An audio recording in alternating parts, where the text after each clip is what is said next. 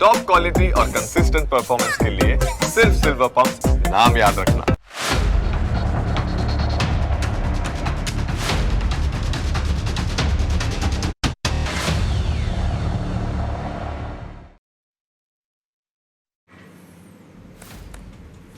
નમસ્કાર, હું Janak Dave. Full stop news analysis પ્રોગ્રામમાં આપનું સ્વાગત છે. આજે અમે એવા મુદ્દાની વાત કરીશું કે જેનો તમારા આરોગ્ય અને ગજવા બંનેની સાથે સંબંધ છે. વાત જેનરિક દવાઓની છે. વધુને વધુ લોકો જેનરિક દવાઓ ખરીદી રહ્યા છે. એમ છતાં હજી પણ અનેક લોકોના મનમાં આવી દવાઓને લઈને શંકાઓ છે. એટલે જ આજે અમે તમારા માટે વિશેષ રજૂઆત લઈને આવ્યા છીએ કે જેનરિક દવાઓ ખરેખર કેટલી જેન્યુઅન છે.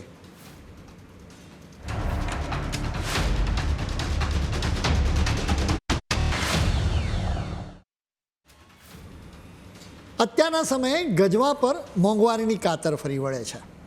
પરિવારમાં કોઈ વ્યક્તિ બીમાર પડે તો બેંક બેલેન્સ વેન્ટિલેટર પર જતું રહે. બિલ જોઈને હૃદયના ધબકારા વધી જાય.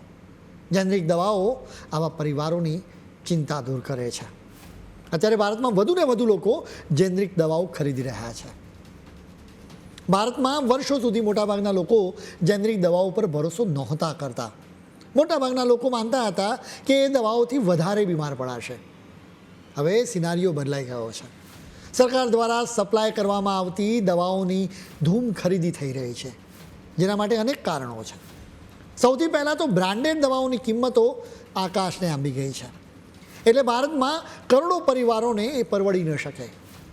વળી સરકાર જન ઔષધિ કેન્દ્રોની સંખ્યા વધારી રહી છે. એટલે હવે ધીરે ધીરે લોકો જેનરિક દવાઓ પર ભરોસો મૂકી રહ્યા છે. પ્રધાનમંત્રી ભારતીય જન ઔષધિ યોજનાની શરૂઆત નવેમ્બર 2008માં થઈ હતી. તમે કલ્પના કરો કે 2008થી 2014 અને 2015 દરમિયાન માત્ર 80 જન ઔષધિ કેન્દ્રો ખુલ્યા હતા. આ જન ઔષધિ કેન્દ્રોમાં લગભગ 7.5 કરોડ રૂપિયાના મામૂલી મૂલ્યની દવાઓનું વેચાણ થયું હતું. અત્યારે મતલબ કે આજે 15,479 જન ઔષધિ કેન્દ્રો ચલાવવામાં આવી રહ્યા છે. માત્ર 1 એપ્રિલ 2024થી 30 નવેમ્બર 2024 દરમિયાન જન ઔષધિ કેન્દ્રોમાં 1255 કરોડ રૂપિયાના મૂલ્યની દવાઓનું વેચાણ થયું હતું. કેન્દ્ર સરકારે જાહેર કર્યું છે કે આ સમયગાળા દરમિયાન લોકોને 5,020 કરોડ રૂપિયાની મસ્ત મોટી બચત થઈ છે. વેચાણના આંકડાઓથી ખ્યાલ આવે કે લોકો જેનરિક દવાઓ પર હવે ભરોસો મૂકી રહ્યા છે. જન ઔષધિ એ કેન્દ્ર સરકારની યોજના છે, જેનાથી તમને પરવડી શકે કિંમતે ક્વોલિટીવાળી જેનરિક દવાઓ મળી રહે છે. બ્રાન્ડેડ દવાઓ કરતાં એની કિંમતો 50થી 80% સુધી ઓછી હોય છે, જેના કારણે વધુને વધુ લોકો આવી જેનરિક દવાઓની ખરીદી કરી રહ્યા છે. છેલ્લા કેટલાક વર્ષોમાં સરકાર એના પર ખાસ ફોકસ કરી રહી છે. સૌથી પહેલાં જેનરિક અને બ્રાન્ડેડ દવાઓ વચ્ચેનો ફરક શું છે એ તમારે જાણવું પડે. જેનરિક દવાઓ એના કેમિકલના નામથી વેચાય છે. ઉદાહરણ તરીકે પેરાસિટામોલ. બ્રાન્ડેડ દવાઓમાં જેનરિક દવાઓ જેટલો જ ડોઝ, તત્વો અને ક્વોલિટી હોય છે. ફરક માત્ર એટલો જ હોય છે કે બ્રાન્ડેડ દવાઓ ચોક્કસ બ્રાન્ડના નામથી વેચાય છે, જેમ કે સિપ્લા કે ક્રોસિનની પેરાસિટામોલ. કોઈ પણ કંપની દવા શોધે એટલે પેટન્ટ કરાવે. આવી દવાને એ કંપની પોતાની બ્રાન્ડ હેઠળ વેચે, એના માર્કેટિંગ માટે ખર્ચો કરે. ભારતમાં વેચાતી મોટાભાગની દવાઓ બ્રાન્ડેડ છે. પેટન્ટની મુદત જેવી પૂરી થાય કે તરત જ સામાન્ય ફાર્મા કંપનીઓ પણ એ દવાનું ઉત્પાદન શરૂ કરી દે છે, જેને જેનરિક દવાઓ કહેવામાં આવે છે. સામાન્ય રીતે ગંભીર બીમારી કે યુનિક ડિસઓર્ડરની સારવાર માટેની દવા પેટન્ટેડ હોય છે. કોઈ વ્યક્તિને ગંભીર બીમારીની જાણ થતાં જ તેના પરિવાર પર માનો આપ ફાટી પડે છે. વળી સારવાર માટે પરિવારજન મેડિકલ સ્ટોરમાં જાય ત્યારે દવાઓની કિંમત જાણીને પગ તળેથી જમીન પણ સરકી જાય છે, જેનું મૂળ કારણ પેટન્ટ હોય છે. આ પરિસ્થિતિનો ઈલાજ છે જેનરિક દવાઓ. હવે સૌથી મોટો સવાલ એ છે કે બ્રાન્ડેડ પેટન્ટેડ દવાઓ અને જેનરિક દવાઓમાં કઈ દવા યોગ્ય છે. સૌથી પહેલાં પેટન્ટેડ બ્રાન્ડેડ દવાની વાત કરીશું. સ્વાભાવિક રીતે આવી દવાના ઉત્પાદનમાં પૂરતી તકેદારી રખાતી હોવાની અપેક્ષા રાખી શકાય. આ દવાઓ મોંઘી હોય છે, પરંતુ એની ક્વોલિટીને લઈને ખતરો ઓછો હોય છે. છેલ્લા 4 થી 5 વર્ષમાં ડાયાબિટીસ અને હૃદયરોગની સારવાર માટેની અનેક દવાઓની પેટન્ટ પૂરી થઈ ગઈ છે, જેના પછી સેંકડો એવી જેનરિક દવાઓ માર્કેટમાં ઉપલબ્ધ છે. આ જેનરિક દવાઓના કારણે કરોડો દર્દીઓને લાભ મળી રહ્યો છે. કેન્સર જેવી ગંભીર બીમારીઓની સારવાર માટેની દવાઓ ખૂબ જ મોંઘી આવે છે. કેન્સરની દવાઓ માટે લાખો રૂપિયાનો ખર્ચ થાય છે. એટલે સામાન્ય લોકો માટે જેનરિક દવાઓનો વિકલ્પ છે. માત્ર જન ઔષધિ કેન્દ્રો પર જ નહીં, પરંતુ સામાન્ય મેડિકલ સ્ટોર્સ પર પણ જેનરિક દવાઓ ઉપલબ્ધ હોય છે. હવે મૂળ સવાલ પર આવીએ કે જેનરિક દવાઓ કેટલી જેન્યુઅન છે. સરકાર જન ઔષધિ કેન્દ્રો વિશે લોકોમાં જાગૃતિ લાવી રહી છે. આ ઔષધિ કેન્દ્રોમાંથી દવાઓને વેચવી હોય તો એને ક્યાંથી તો ખરીદવી પડે. સરકાર એના માટે વર્લ્ડ હેલ્થ ઓર્ગેનાઇઝેશનની ગુડ મેન્યુફેક્ચરિંગ પ્રેક્ટિસીસના માપદંડો પર ખરા ઉતરતા એવા સપ્લાયર પાસેથી જ દવાઓની ખરીદી કરે છે. આ દવાઓની કેન્દ્રીય સ્તરે ખરીદી કરવામાં આવે છે. આ દવાઓ વેરહાઉસમાં જાય છે. અહીં દરેક બેચનું લેબોરેટરીમાં ટેસ્ટિંગ થાય છે. વળી national accreditation board of testing and calibration laboratories દ્વારા સર્ટિફાઈડ લેબોરેટરીઝમાં ટેસ્ટિંગ કરવામાં આવે છે. એટલે કે સરકાર ક્વોલિટીની પૂરેપૂરી કાળજી રાખે છે. જેનરિક દવાઓ ખૂબ જ સુરક્ષિત છે, જેને આખી સપ્લાય ચેનમાં ખૂબ કાળજી રાખવામાં આવે છે. અત્યારે એના 5 વેરહાઉસ છે. આ વેરહાઉસમાં આવતી દરેકે દરેક દવાનું પરીક્ષણ કરવામાં આવી રહ્યું છે. સર્ટિફાઈડ સપ્લાયર પાસેથી જેનરિક દવાઓ ખરીદવામાં આવે છે. દવાઓને કયા રો મટીરિયલ્સમાંથી બનાવવામાં આવી છે એની વિગતો પણ મેળવવામાં આવે છે, જેથી દવાઓ ક્યાંય પણ ખામી હોય તો સપ્લાયર જ નહીં, પરંતુ રો મટીરિયલ્સ આપનારી વ્યક્તિની વિરુદ્ધ પણ એક્શન લઈ શકાય. લોકો અત્યારે પેકેજ જોઈને જ વસ્તુ ખરીદતા હોય છે, એટલે સરકાર પેકેજિંગનો પણ ખ્યાલ રાખે છે. દવાઓના પેકેજિંગમાં સુધારો કરવામાં આવ્યો છે. એટલું નહીં, હવે તો જનઔષધિ કેન્દ્રોમાં બીપી મોનિટર્સ, નેબ્યુલાઇઝર્સ અને થર્મોમીટર્સ જેવી અનેક વસ્તુઓ પણ ઉપલબ્ધ છે. સરકાર લોકોની સુવિધા માટે સતત પ્રયાસ કરે છે. જેમ કે ભારત સરકારના વિભાગ pharmaceutical and medical devices bureau of ઇન્ડિયાએ મોબાઈલ એપ જનઔષધિ સુગમ પણ બનાવી છે. આ એપથી લોકો જાણકારી મેળવી શકે છે કે તેમની નજીકમાં પ્રધાનમંત્રી ભારતીય જનઔષધિ કેન્દ્ર ક્યાં છે. એટલું જ નહીં, એનાથી દવાઓ અને ટેલિકોમ નંબર જેવી વિગતો પણ મેળવી શકાય છે. સરકાર જેનરિક દવાઓની ક્વોલિટી જાળવવા માટે ખૂબ પ્રયાસ કરતી રહે છે, પરંતુ જેનરિક દવાઓને લઈને પણ ફરિયાદો તો આવતી જ રહે છે. જેમ કે 2018માં સેન્ટ્રલ ડ્રગ સ્ટાન્ડર્ડ કંટ્રોલ ઓર્ગેનાઇઝેશને ખૂબ જ તપાસ કરી હતી, જેમાં બહાર આવ્યું હતું કે 4.5% દવાઓ ખરાબ ક્વોલિટીની છે. આવી સ્થિતિ સર્જવા માટે કેટલાક કારણો છે, જેમ કે દેશમાં ક્વોલિટી ટેસ્ટિંગ માટે પૂરતી વ્યવસ્થા નથી. એ સિવાય ભ્રષ્ટાચાર પણ એક કારણ છે. ઇન્ડિયન મેડિકલ એસોસિએશન અનુસાર દેશમાં બનતી દવાઓમાંથી 0.1%ની ક્વોલિટીની તપાસ થાય છે. દવાઓની ક્વોલિટી ચેક કરનારી અને મોનિટરિંગ કરનારી સંસ્થાઓની પાસે પૂરતો સ્ટાફ અને સાધનો નથી. અલબત્ત છેલ્લા 11 વર્ષમાં આ પરિસ્થિતિમાં સુધારો જરૂર થયો છે. એક સમસ્યા નકલી દવાઓની પણ છે. ઘણી વખત મૂળ કંપનીના નામે કેટલાક ઠગો દવાઓ વેચે છે. આ મૂળ કંપનીઓને એની ખબર પણ હોતી નથી. આપણા ગુજરાતમાંથી અમદાવાદ સહિત અનેક જગ્યાઓથી આવી નકલી દવાઓ જપ્ત કરવામાં આવી છે. એટલે કે તંત્ર આવા લોકોને પકડવા માટે એક્ટિવ છે. આવી કેટલીક સમસ્યાઓ છતાં પણ જેનરિક દવાઓ આજે પણ કરોડો લોકો માટે ખૂબ જ રાહત અને આશીર્વાદરૂપ છે. મૂળ સવાલ એ છે કે તમારે જેનરિક દવાઓ ખરીદવી જોઈએ કે નહીં. અમે તમને એના વિશે વિગતે વાત કરીશું, પરંતુ અત્યારે સમય છે એક બ્રેકનો.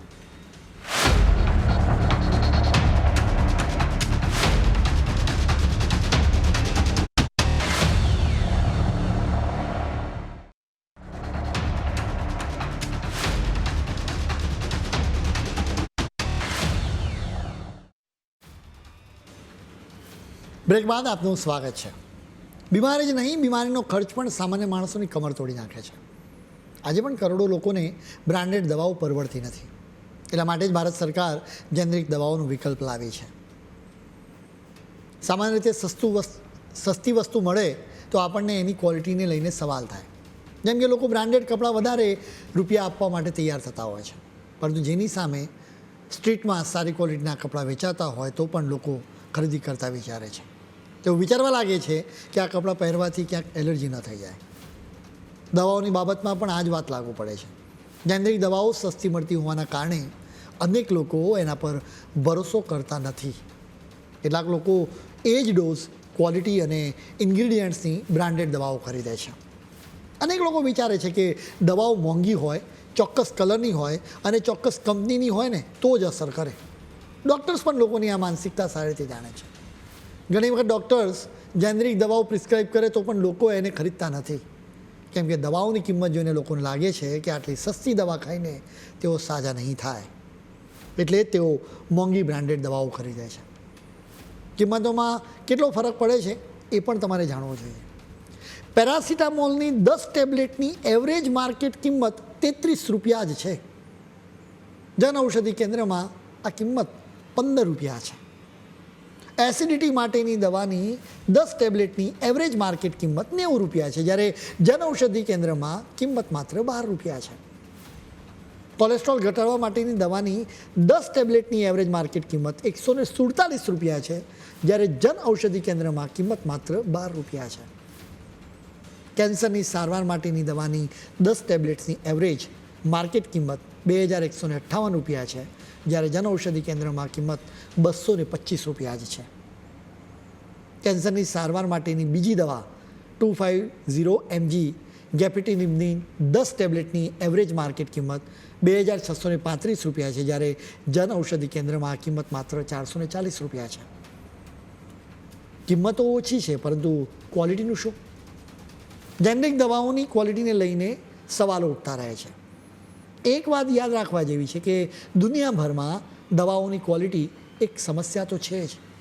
99% કેસમાં જેનરિક દવાઓથી કોઈ જ વાંધો આવતો નથી. ક્યાંક ભૂલ થતી હોય છે, એ સિવાય ભ્રષ્ટાચારના કારણે પણ તકલીફ થતી હોય છે. જો કે આવી સંભાવના સાવ ઓછી છે. હકીકત એ છે કે આપણી અનેક જેનરિક દવાઓની ક્વોલિટી દુનિયાના અનેક દેશોની દવાઓ કરતાં વધારે સારી હોય છે. સામાન્ય રીતે આવી વાતો સમાચારમાં આવતી નથી. વિદેશી કંપનીઓ પણ આવી વાત કહેતી નથી. માંડ કોઈ પ્રોબ્લેમ થાય તો હંગામો મચાવવામાં આવે છે. મૂળ વાત એટલી જ છે કે જેનરિક દવાઓ સુરક્ષિત છે. આ મામલો સુપ્રીમ કોર્ટમાં પણ ગયો હતો. ગયા જ મહિને સર્વોચ્ચ અદાલતે ચોખ્ખું કહ્યું હતું કે આખા દેશના ડૉક્ટર્સે બ્રાન્ડેડ દવાઓના બદલે જેનરિક દવાઓ જ પ્રિસ્ક્રાઇબ કરવી જોઈએ. Federation of medical and cells representatives association of ઇન્ડિયાની અરજી પરની સુનાવણી વખતે અદાલતે આ વાત કહી હતી. જસ્ટિસ સંદીપ મહેતાએ કહ્યું હતું કે જો આખા દેશમાં આવા આદેશનો અમલ થશે તો એનાથી ખૂબ જ મોટું પરિવર્તન આવશે. સુપ્રીમ કોર્ટ સમક્ષ રજૂઆત કરવામાં આવી હતી કે દવા કંપનીઓ ડૉક્ટર્સની લાંચ આપે છે, એટલે ડૉક્ટર્સ જરૂર ન હોય તો પણ બ્રાન્ડેડ દવાઓ પ્રિસ્ક્રાઇબ કરે છે, જેના લીધે સ્વાભાવિક રીતે સામાન્ય માણસનું ગજવું કપાય છે. વળી ડૉક્ટર્સ વધારે દવાઓ પ્રિસ્ક્રાઇબ કરતા હોય છે, જેની સાઇડ ઇફેક્ટ્સ પણ થાય છે. વળી લોકો આવી દવા પર જ નિર્ભર થઈ જાય છે. આ પહેલાં સેન્ટ્રલ બોર્ડ ઓફ ડાયરેક્ટ ટેક્સીસની પ્રેસ રિલીઝમાં કહેવામાં આવ્યું હતું કે ડોલો 650 બનાવનારી કંપનીએ ડૉક્ટર્સમાં 1000 કરોડ રૂપિયા વહેંચ્યા હતા, જેથી ડૉક્ટર્સ ડોલો 650 પ્રિસ્ક્રાઇબ કરતા થઈ ગયા. કોરોનાની મહામારી દરમિયાન ડોલો 650ની 350 કરોડથી વધારે ટેબ્લેટ્સ વેચાઈ હતી. અમારો કહેવાનો એ અર્થ એ જરાય નથી કે દરેક ડૉક્ટર્સ કરપ્ટ છે અને દરેક ફાર્મા કંપની ખોટી રીતે અપનાવે છે. અલબત્ત અનેક ફાર્મા કંપનીઓ ડૉક્ટર્સને મોંઘીદાટ ભેટો આપે જ છે, જેના બદલામાં ડૉક્ટર્સ મોંઘી દવાઓ પ્રિસ્ક્રાઇબ કરે છે. એક રિપોર્ટ અનુસાર ટોચની 7 ફાર્મા કંપનીઓએ 8 વર્ષમાં માર્કેટિંગ પાછળ 34,187 કરોડ રૂપિયા ખર્ચ્યા હતા. માર્કેટિંગનો આ ખર્ચ આખરે ગ્રાહકો પાસેથી જ વસૂલવામાં આવે છે. એટલે જેનરિક દવાઓ પર ભાર મૂકવામાં આવે છે, કેમ કે એમાં માર્કેટિંગ માટે કોઈ ખર્ચ કરવામાં નથી આવતો. આપણા દેશમાં જેનરિક દવાઓ પર વખત ચર્ચાઓ થતી રહે છે. નેશનલ મેડિકલ કમિશને આ પહેલાં જેનરિક દવાઓ પ્રિસ્ક્રાઇબ કરવાનો ડૉક્ટર્સને આદેશ આપ્યો હતો. એ સમયે ઇન્ડિયન મેડિકલ એસોસિએશને એનો વિરોધ કર્યો હતો. આ એસોસિએશને સવાલ કર્યો હતો કે જો સરકાર જેનરિક દવાઓને પ્રોત્સાહન આપવા માંગતી હોય તો પછી બ્રાન્ડેડ દવાઓને લાયસન્સ જ કેમ આપે છે. અનેક ડૉક્ટર્સ એવી પણ દલીલ કરે છે કે એક જ બીમારી માટેની જુદી જુદી જેનરિક દવાઓની ક્વોલિટી જુદી જુદી હોય છે. ડૉક્ટર્સ એવી પણ દલીલ કરે છે કે બ્રાન્ડેડ દવાઓ ક્વોલિટીના માપદંડોમાં ખરી ઉતરતી હોય છે. એના માટે યોગ્ય મોનિટરિંગ કરવામાં આવતું હોય છે. બ્રાન્ડની ભરોસાલાયક છબીના કારણે ડૉક્ટર્સ જેનરિક દવાઓ પ્રિસ્ક્રાઇબ કરે છે. ડૉક્ટર્સ એવી પણ દલીલ કરે છે કે જો બધા જ ડૉક્ટર્સ જેનરિક દવાઓ જ પ્રિસ્ક્રાઇબ કરવા લાગે તો માર્કેટમાં નકલી જેનરિક દવાઓ વધી જાય. હવે સવાલ એ છે કે ડૉક્ટર્સને કેવી રીતે ખબર પડે કે એક ચોક્કસ બ્રાન્ડની દવાઓ જ અસરકારક છે અને જેનરિક દવાઓ અસરકારક નથી. ડૉક્ટર્સ દલીલ કરે છે કે બ્રાન્ડેડ દવાઓ ઉત્પાદન માટેની એક ચોક્કસ પ્રક્રિયામાંથી પસાર થાય છે. બીજી તરફ જેનરિક દવાઓની ઉત્પાદન પ્રક્રિયા સામે પ્રશ્નાર્થ ચિહ્ન છે. એમ છતાં બ્રાન્ડેડ દવાઓની ક્વોલિટી વિશે તો ખ્યાલ જ ન આવે. કેટલાક ડૉક્ટર્સ દલીલ કરતા રહે છે કે તેઓ દર્દીઓને દવાઓ આપે છે, એની અસર નોંધે છે, એ પછી એને ધ્યાનમાં રાખીને દવાઓ આપે છે. હકીકતમાં એ રીત તો ક્લિનિકલ ટ્રાયલ થઈ ગઈ. મેડિકલ પ્રેક્ટિસમાં ક્લિનિકલ ટ્રાયલ ન થઈ શકે. લેબોરેટરીમાં ટેસ્ટિંગથી જ ખબર પડે કે દવા સારી છે કે નહીં. જન ઔષધિ કેન્દ્રોમાં અપાતી દવાઓ લેબોરેટરી ટેસ્ટિંગ બાદ વેચવા માટે મુકાતી હોય છે. કુલ મળીને આ માત્ર કોઈ વસ્તુ વેચવાનો મામલો નથી, કેમ કે લોકોના આરોગ્યનો પણ આ મામલો છે. વાત નૈતિકતાની પણ છે. સુપ્રીમ કોર્ટે ટિપ્પણી કરી છે કે આવી સ્થિતિમાં મેડિકલ જગતે પણ વિચાર કરવો પડશે કે આ નોબલ પ્રોફેશનમાં પ્રોફિટના બદલે દર્દીઓના જીવનને વધારે મહત્ત્વ અપાય. અહીં ડૉક્ટર્સની સાથે કેમિસ્ટની પણ જવાબદારી બને છે. તમારી સાથે કદાચ બન્યું હશે કે ડૉક્ટર તમને કોઈ દવા પ્રિસ્ક્રાઇબ કરે અને એ પ્રિસ્ક્રિપ્શન તમે કોઈ કેમિસ્ટને આપો તો કેમિસ્ટ કહે કે આ દવા તો નથી, પરંતુ મારી પાસે બીજી કંપનીની એવી જ દવા છે. આવું તમે અનુભવ્યું હશે. એટલે આવી સ્થિતિ પણ સર્જાતી રહે છે. ડૉક્ટર્સ, ફાર્મા કંપનીઓ અને સરકારનો એકમાત્ર ગોલ દર્દીઓને સાજા કરવાનો હોવો જોઈએ.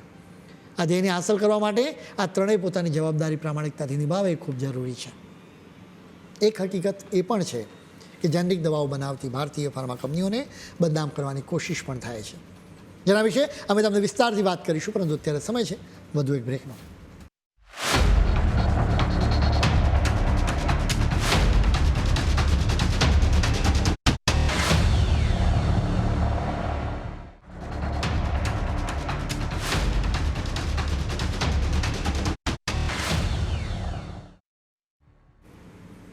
બ્રેક બાદ આપનું ફરી સ્વાગત છે.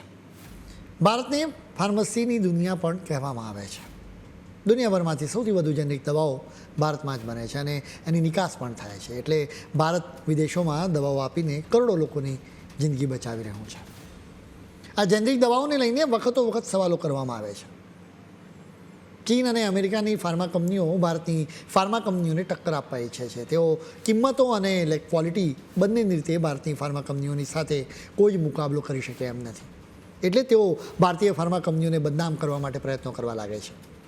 જેમ કે ભારતીય દવાઓ લોકોની જિંદગી બચાવતી નથી, પરંતુ જિંદગી છીનવી લે છે એવું કેમ્પેઇન ચલાવવામાં આવે છે, જેના માટે ભયાનક કાવતરા પણ રચવામાં આવે છે. આફ્રિકાના દેશોમાં ચીને આવા જ કાવતરા રચ્યા હતા. તમારે વિદેશી કંપનીઓ દ્વારા ફેલાવવામાં આવતા ખોટા પ્રચારને ગણકારવાનો જ નથી. અમેરિકાએ થોડાક સમય પહેલાં એક સ્ટડી બહાર પાડ્યો હતો. એ મુજબ અમેરિકન દવાઓ કરતાં ભારતીય દવાઓ ખાવાથી ગંભીર સાઇડ ઇફેક્ટ્સ થવાની 54% શક્યતાઓ વધારે રહે છે. ઓહાયો સ્ટેટ યુનિવર્સિટીએ એક સંશોધન કરીને એવું તારણ આપ્યું હતું કે જેને ભારતે ફગાવી દીધું. એમાં ગંભીર સાઇડ ઇફેક્ટ્સની વાત કહેવામાં આવી, પણ જેના વિશે જાજો ફોડ પાડવામાં આવ્યો નથી, કેમ કે ઈરાદો જ ભારતીય ફાર્મા કંપનીઓને બદનામ કરવાનો હતો. ભારતીય ફાર્મા કંપનીઓની સાથે સ્પર્ધા કરવાની અમેરિકન ફાર્મા કંપનીઓમાં તાકાત જ નથી. એટલે જ ભારતીય ફાર્મા કંપનીઓને બદનામ કરવામાં આવે છે. અમેરિકામાં દવાઓની નિકાસ કરતી ભારતીય કંપનીઓને પરેશાન પણ કરવામાં આવે છે. United states food and drug administration તરફથી વારંવાર ભારતીય ફાર્મા કંપનીઓને નોટિસ આપવામાં આવે છે. ભારતીય ફાર્મા કંપનીઓને ક્વોલિટી સુધારવા માટે કહેવામાં આવે છે. ટૂંકમાં ભારતીય દવાઓની વિરુદ્ધ પ્રચાર કરીને સ્પર્ધાને બ્લોક કરવાનો પ્રયાસ કરાય છે. કેટલાક અપવાદોને બાકાત કરતાં ભારતીય ફાર્મા કંપનીઓની ક્વોલિટી પ્રત્યે પ્રશ્નાર્થ ચિહ્ન ન મૂકી શકાય. જન ઔષધિ કેન્દ્રોમાંથી વેચાતી દવાઓની બાબતમાં પણ આ જ વાત લાગુ પડે છે. આ દવાઓની ક્વોલિટી જાળવવા માટે ખાસ પ્રયત્નો કરાય છે. એટલે જ એ માત્ર ગરીબોની દવા નથી, પરંતુ દરેક દર્દી માટે છે. કેન્સર કે હાર્ટ એટેક જેવી અનેક બીમારીઓ માટે લાંબા સમય સુધી સારવાર થતી હોય છે. વળી સારવારમાં 60% જેટલો ખર્ચ દવાઓનો જ હોય છે. ક્વોલિટીવાળી દવાઓ જ સસ્તી મળી જાય તો બહુ રાહત રહે છે. મેડિકલ ઇન્સ્યોરન્સ ન લેનાર મિડલ ક્લાસ પરિવારોમાં ગંભીર બીમારીના કારણે આપ તૂટી પડે છે. આવા પરિવારો ગરીબીમાં ધકેલાઈ જાય એવી શક્યતા છે. એટલા માટે જ જન ઔષધિ કેન્દ્રો આશીર્વાદરૂપ છે. હવે ડૉક્ટર્સની જવાબદારી વધી જાય છે. તેમણે જેનરિક દવાઓની ક્વોલિટીને લઈને લોકોના મનમાં રહેલો વહેમ દૂર કરવો જોઈએ.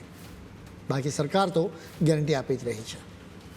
જન ઔષધિ કેન્દ્રોમાં 2000થી પણ વધારે દવાઓ પૂરી પાડવામાં આવી રહી છે.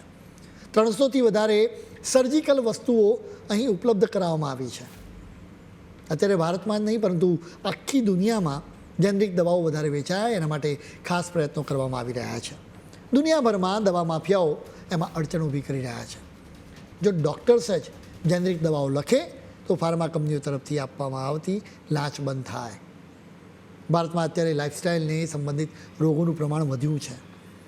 સારવારનો ખર્ચો વધારે હોવાના કારણે કરોડો લોકો મુશ્કેલીમાં મુકાયા છે.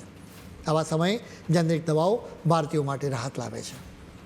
પીએમ મોદીની સરકારે જેનરિક દવાઓ પર લોકો ભરોસો મૂકે એના માટે પ્રયાસો શરૂ કર્યા છે. ફાર્મા કંપનીઓએ એમની લાલચ પર અંકુશ મૂકવો જોઈએ. અત્યારે આ કંપનીઓ ડૉક્ટર્સને સોનું, ફ્રીજ જેવી વસ્તુઓ, foreign trip, credit card, debit card અને ઈ વાચર્સ આપી રહી છે. હવે તમારે એક ચોંકાવનારી વાત જાણવી જોઈએ. ભારતમાં ફાર્મા કંપનીઓ પાસેથી આ પ્રકારની લાંચ મેળવી ગેરકાયદે છે. એમ છતાં એક ફાર્મા કંપનીએ સુપ્રીમ કોર્ટમાં અરજી કરીને 4.7 કરોડના ખર્ચ પર વેરાછૂટની માંગણી કરી હતી. આ કંપનીએ ડૉક્ટર્સને ટીવી, સોનાના સિક્કા, લેપટોપ અને વિદેશી ટ્રીપ જેવી ભેટો આપી હતી, જેનો ખર્ચ 4.7 કરોડ રૂપિયા થયો હતો. એટલે કે ફાર્મા કંપનીએ ગેરકાયદે કામ માટે વેરાછૂટ માંગી હતી. ડૉક્ટર્સ લાલચ છોડીને વધુને વધુ લોકોને જેનરિક દવાઓ પ્રિસ્ક્રાઇબ કરે એ જરૂરી છે. જો તમને ડૉક્ટર જેનરિક દવાઓ પ્રિસ્ક્રાઇબ કરે તો તમે કોઈ જાતની શંકા રાખ્યા વિના જન ઔષધિ કેન્દ્રોમાંથી દવાઓની ખરીદી કરજો. એ તમારા ફાયદામાં પણ રહેશે. ખેર, આના ફૂલ સ્ટોપમાં આજે આટલું જ. નવા મુદ્દાઓ સાથે ફરી મળીશું. ત્યાં સુધી મને રજા આપશો. નમસ્કાર.